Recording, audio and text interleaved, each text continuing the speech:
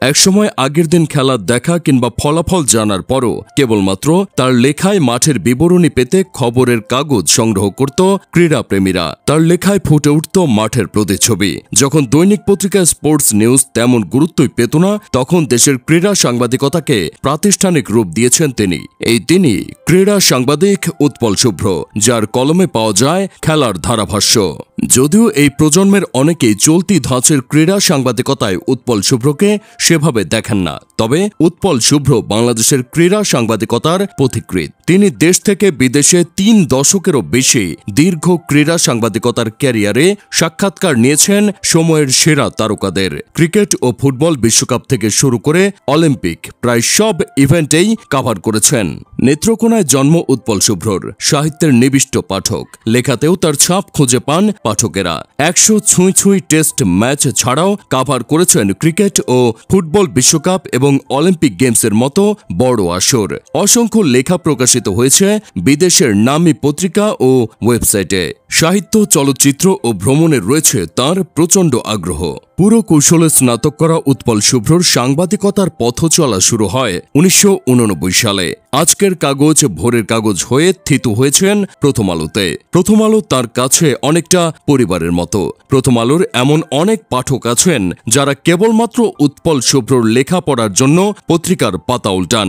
এই ক্রীড়া সাংবাদিকের এমনই জনপ্রিয়তা। প্রথম আলোর খেলার পাতাটা সবসময় থাকে উৎপল শুভ্রময়। ক্রীড়া সাংবাদিকতার ক্যারিয়ারে ক্রিকেট নিয়ে একাধিক বই লিখেছেন উৎপল শুভ্র, যার মধ্যে কাছের ক্রিকেট, দূরের ক্রিকেট, শুধুই ক্রিকেট, নিউজিল্যান্ড দুঃস্বপ্নের আগে ও পরে, ভেজা উইকেট, উৎপল শুভ্রর মুখোমুখি, মাশরাফি, সাকিব তামিম, কল্পলোক ক্রিকেটের গল্প, ক্যারিবীয় কর্চা, নিউজিল্যান্ড শহর থেকে শহরে, সচিন রূপকথা, বাংলাদেশের 11 ক্রিকেটারের গল্প, সেই সব ইনিংস উল্লেখযোগ্য।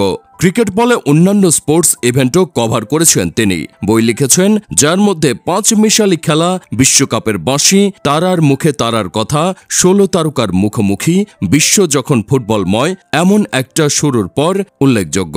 এই বইগুলোতে উৎপল শুভ্রর ক্রিকেট বিশ্লেষণী ক্ষমতা, সাহিত্য বোধের গভীর পরিচয় পাওয়া যায়। তিনি তার দীর্ঘ সাংবাদিক জীবনের অভিজ্ঞতা এসব বইয়ের পাতায় নিংড়ে দিয়েছেন।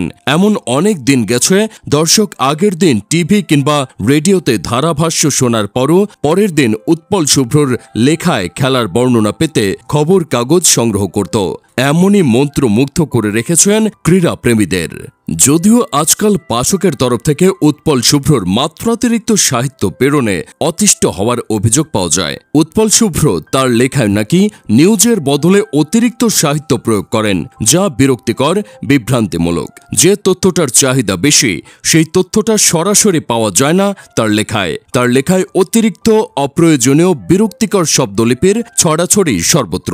যদিও এসব নিয়ে একদমই মাথা ব্যথা নেই উৎপল শুভ্রর। সমালোচনা থাকলেও তার লেখার ডিমান্ড কমেনি। আগে উৎপল শুভ্র খেলার খবরটাকে যেমন আকর্ষণীয় করে তুলেছিল, এখনও অব্যাহত রেখেছে সেই প্রচেষ্টা। প্রথম আলোতে লেখার পাশাপাশি utpolshubhro.com নামে নিজের আলাদা নিউজ আউটলেট রয়েছে তার। এখানে তার নিজের লেখা বিভিন্ন ফিচার কলামের পাশাপাশি খ্যাতিমান অনেক কলামিস্টের লেখা পাবলিশ হয়। স্পোর্টস নিয়ে অনেক স্বপ্ন দেখেন উৎপল শুভ্র।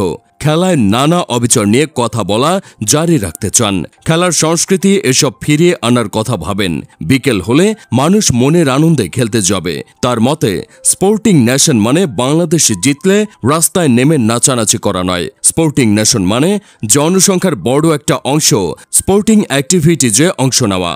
এটা কেবল ফুটবল, ক্রিকেট, হকি, বাস্কেটবল নয়, অন্যান্য ফিজিক্যাল অ্যাক্টিভিটিজের বেলাতেও প্রযোজ্য। উৎপল শুভ্র ঠিক এই জায়গায় বড় রোল প্লে করতে চান।